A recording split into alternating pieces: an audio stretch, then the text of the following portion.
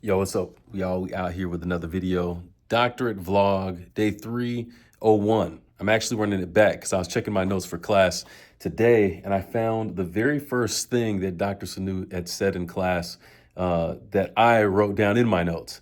And I was like, man, I couldn't remember exactly what it was. I'll get to that in just a second. But first of all, you might notice I'm inside because it's 93 degrees outside, sitting here chilling on my new seat. And because I forgot the SD card to the Osmo, that's over there. So I'm sitting here trying to record this on the phone, which makes it interesting because the camera's here, but you tend to look at the screen here. So it's kind of funny. But anyways, bear with me because there's going to be some of that in this video. All that to say, how many things do you complain about? Well, shoot, how many things do I complain about, right? Man, I might complain that the grass is not cut. I might complain that people are late for this or that. I might complain that if I'm at work, somebody's not holding up their end of the deal, or they're not doing what they should be doing. I might complain that this place is not clean. I might complain that this food wasn't ready on time. I might complain all kinds of things. And you guys can think yourselves how many different things that you complain about on a day-to-day basis. It happens to be a talent and a skill that is very native and natural to human beings.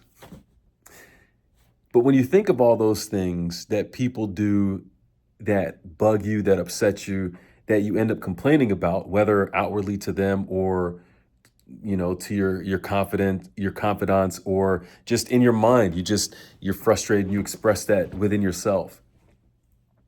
The statement that was made in class addresses this in a very interesting way. Obviously, you hear people say, well, it's probably not the best thing to do to complain about this or that, right? But if we really break it down, we're complaining about something because we wish it was different. In other words, we wish that something would change. Again, like I said, it's an irony that I happen to be sitting here because I was definitely trying to be outside. But let me open up this quote here real quick. And, oh, yes, there you go. So here's the quote. The best way to bring about lasting change is to never be caught doing the things you complained about. Whoa. See, well, I'm going to let that sit for a second. The best way to bring about lasting change is to never be caught doing the things you complained about. It puts it in a different perspective, doesn't it? Because how many times have I been late? How many times have I not cleaned up after myself? How many times have I not made the bed? How many times have I not prepared the meal on time? How many times have I not held up my end of the bargain at work? It's a reframe that I think is necessary because complaining is something that's often we view it as very external. That complaining has nothing to do with me because it's all about that other person and everything that they're doing wrong. But this statement challenges that. Because now it's about myself and immediately enacting the change. It's not just about complaining. It's about a lack of change, or am I being the change that I want to see, right? And that's usually the statement you hear. Be the change you wish to see in the world. And even this thing here, if I read it real quick, it says, if you're not riding the wave of change, you'll find yourself beneath it. Yeah. It's true. I think especially in this one, if all you do is complain, chances are just as many people are complaining about you. And eventually you're going to get overrun by all of that. But to get ahead of complaining, you have to continually be the change that you wish to see. It sounds cliche, but it's true. So now you're putting yourself in a position. Here's what it does.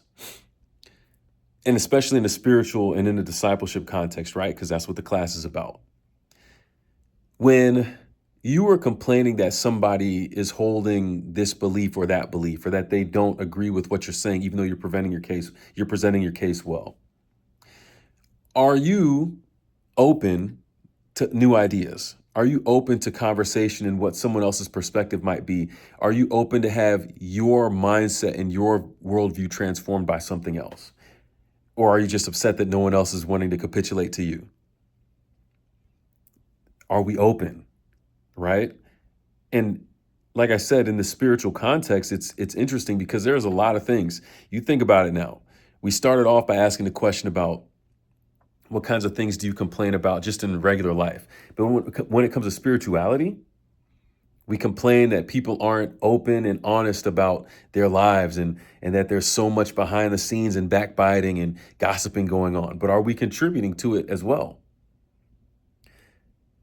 What it ends up creating is a culture of hypocrites.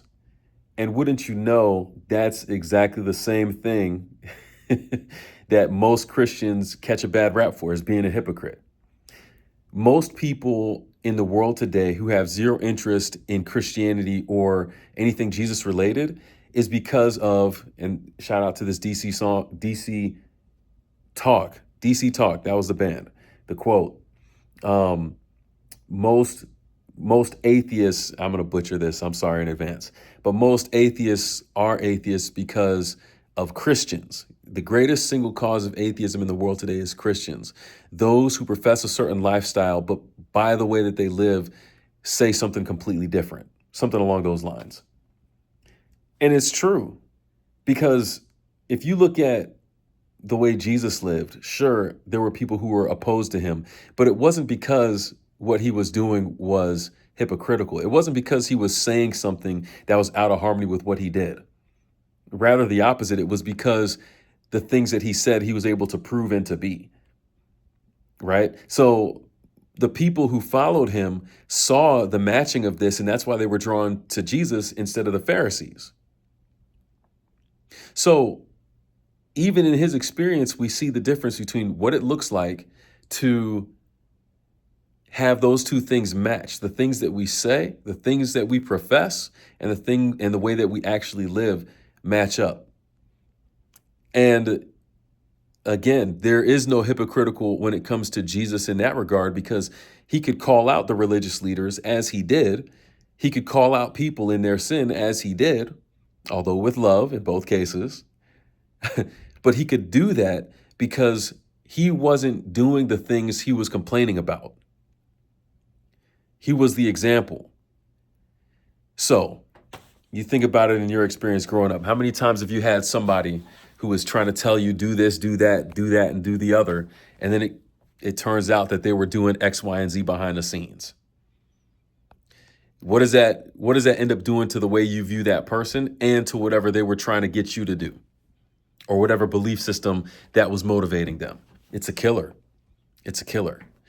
So again, just bringing it full circle. We think of complaining as something that's an external act that never comes back to impact us, but we have to make sure that if we want lasting change, that we should never be caught doing the things that we're quick to complain about. That goes for me too. And it's reflective, and some of the things that I mentioned are because those are the things that I complain about. Me personally, Corey Johnson, yes. So I got to take a step ahead in my thinking, but I'm grateful for the opportunity to reflect on that and to realize that. And if you have some things that you think about, what are your thoughts on this idea, complaining and change? What are some things that you complain about that you think you might need to do a little self-reflection on and make sure that you're not projecting that same thing either? Let me know down below in the comments. But yeah, we out here. Well, we in here today. We're still getting the learning done. Let's go. Change the game up once again.